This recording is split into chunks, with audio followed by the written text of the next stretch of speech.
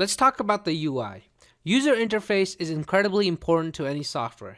It is the primary way that a user can interact with our system, and it needs to be easy and intuitive. Now, full disclosure here, front end is my weakest skill set when it comes to software engineering. In my career, I've mainly focused on the back end, and so I have less experience dealing with front end tasks. I like to start everything on Figma. Figma is a design tool that was recently acquired by Adobe. This is what you're currently seeing. I will spend a few hours or so here building the UI and use it as a reference for when coding starts. When we start coding, not everything from the designs will be implemented. I may add a few things that were not in the designs or ignore the Figma designs on other things.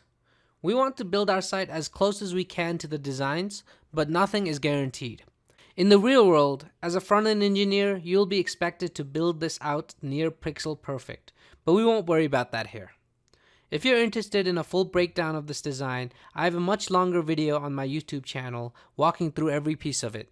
On the next video, we'll rebuild a mobile version of this page.